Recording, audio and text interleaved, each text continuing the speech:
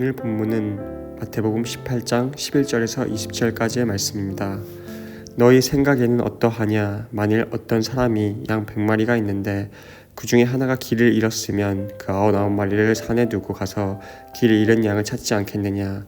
진실로 너희에게 이르노니 만일 찾으면 길을 잃지 아니한 99마리보다 이것을 더 기뻐하리라. 이와 같이 이 작은 자 중에 하나라도 있는 것은 하늘에 계신 너희 아버지의 뜻이 아니니라.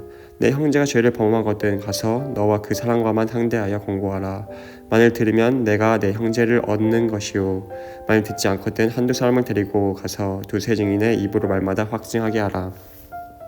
만일 그들의 말도 듣지 않거든 교회의 말하고 교회의 말도 듣지 않거든 이방인과 세리와 같이 여기라. 진실로 너희에게 이르노니 무엇이든지 너희가 땅에 매면 하늘에서도 매일 것이요 무엇이든지 땅에서 풀면 하늘에서도 풀리리라.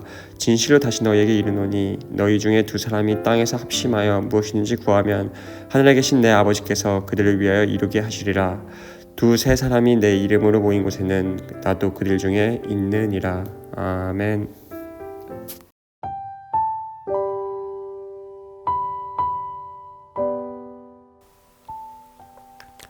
오늘 본문 말씀은 그저 예수님의 마음을 아는 것에 머물러 있지 않습니다.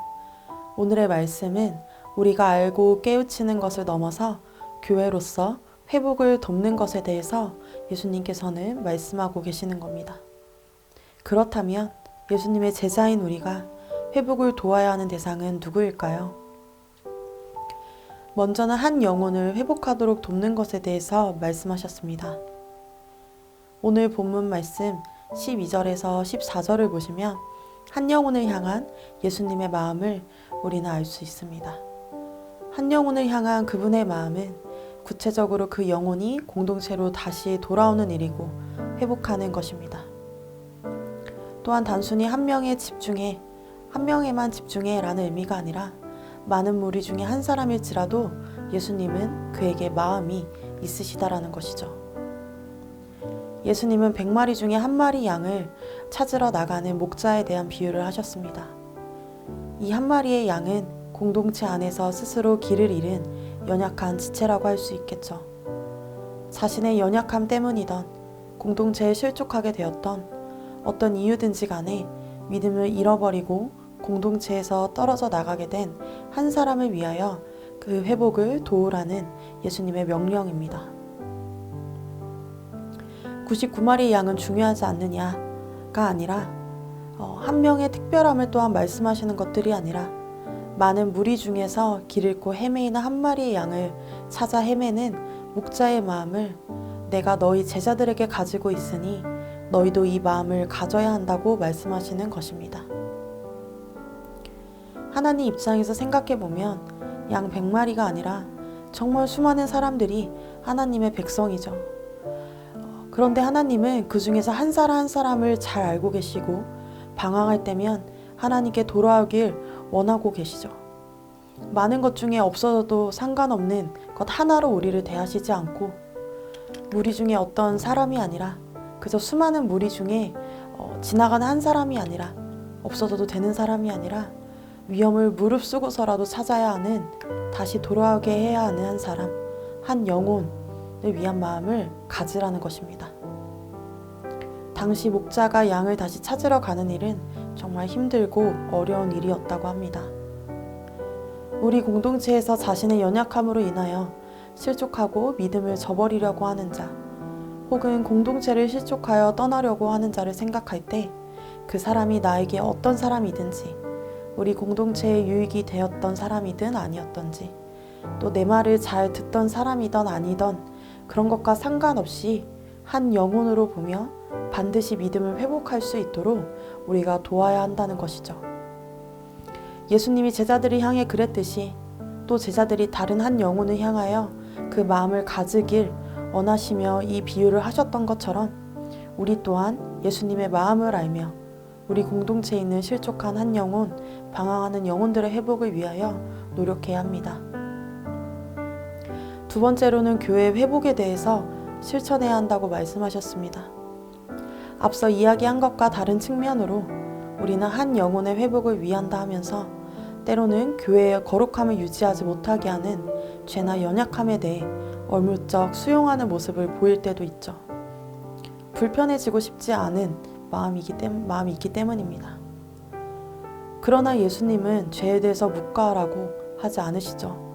제가 오늘 본문 15절에서 17절을 읽어드리겠습니다. 내 형제가 죄를 짓거든 가서 단둘이 있는 자리에서 그에게 충고하여라. 그가 너의 말을 들으면 너는 그 형제를 얻은 것이다. 그러나 듣지 않거든 한두 사람을 더 데리고 가거라. 그가 하는 모든 말을 두세 증인의 입을 빌어서 확정 지으려는 것이다. 그러나 그 형제가 그들의 말도 듣지 않거든 교회에 말하여라. 교회의 말조차 듣지 않거든 그를 이방 사람이나 세리와 같이 여겨라. 아멘. 예수님은 우리 안에 누룩과 같은 죄에 대해서 그저 무조건 용납하고 덮어주라고 하지 않으십니다. 왜냐하면 한 영혼의 회복이 중요한 것처럼 교회의 거룩함을 지키고 회복하는 것이 너무나 중요하기 때문입니다. 개인의 연약함이 아니라 교회의 순수성과 평안을 위협하는 아주 심각한 죄를 범하는 자에 대해서 결코 모른 척하라고 하지 않으십니다. 여러 단계를 하라고 말씀하시죠. 처음엔 단둘이, 그리고 나서는 한두 사람을 더 데리고 가서 권면하고 반응을 보라 하십니다. 그러고 나서도 그 형제가 자신의 죄에 대해서 인정하지 않고 회개하지 않으면 예수님은 그를 이방 사람이나 세리와 같이 여기라 하십니다. 이 말씀은 곧 하나님의 백성이 아니라고 선포하라는 것이죠. 예수님께서 이렇게 단호하게 말씀하셨듯이 사도 바울도 교회를 어지럽히고 죄를 짓게 하는 음란한 자들을 향하여 단호하게 대할 것에 대하여 말하였습니다. 징계를 해서라도 교회의 순수성과 거룩함을 지켜내야 하는 것이죠. 징계는 회복을 위하여 주는 것이라는 것을 우리는 기억해야 합니다. 징계를 통해 죄를 지은 자가 죄에서 돌이킬 수 있도록, 죄를 깨달을 수 있도록 징계를 주는 것이죠. 따라서 징계, 즉 죄에 대해서 단호히 대하는 결정은 교회의 거룩의 회복과 개인의 회복을 동시에 위한 제도라는 것을 우리는 기억해야 합니다. 말씀을 정리하며 마치도록 하겠습니다. 때로는 모든 사람들보다도 한 사람의 회복을 위해 어려운 길을 굳이 돌아서 그 길을 가야 할 때가 있고, 때로는 교회 공동체 전체를 위하여 한 죄의 뿌리를 단호히 잘라내는 것이 둘 다 필요합니다. 이 두 가지 모두 건강한 교회 공동체를 위하여 반드시 실천해야 하는 것입니다. 우리는 개인의 회복, 교회 회복을 모두 실천하기 위하여 애쓰고 노력해야 합니다. 우리에게는 사랑의 하나님도 있지만 공의의 하나님, 거룩하신 하나님 같이 하나님의 다양한 성품들이 있다는 것을 인정해야 합니다. 그래야 오늘 말씀에서 말하고 있는 회복을 모두가 함께 기쁨으로 맛볼 수 있을 것입니다. 교회의 징계에 대한 한 신학 교수님의 말을 제가 읽어드리고 마치도록 하겠습니다. 교회는 예배와 가르침과 친교의 장소일 뿐 아니라 하나님 백성이 영적으로 잘 성장하도록 훈육하는 곳이다. 징계는 참으로 어려운 일이지만 안타까운 마음으로 기도하며 준비하고 그 사람의 회복을 소망하는 마음으로 행해야 한다. 그래야 공동체가 살고 그 사람도 산다. 징계하지 않는 것은 지옥으로 가는 것을 방관하는 범죄이며 교회가 스스로 공의와 정의를 멀리하는 것이다. 이렇게 징계의 목적은 한 개인의 회복을 돕기 위한 것이며 동시에 교회의 회복을 위한 것입니다. 그래서 우리는 하나님이 말씀하시는 진정한 회복에 이르기를 돕기 위하여 때로는 단호한 결정을 내려야 한 순간을 맞이하게 될 것입니다. 함께 말씀 기억하며 기도하십시다. 한 영혼을 위한 예수님의 마음을 내게도 주시고 기꺼이 희생하며 회복을 돕는 내가 되게 하소서.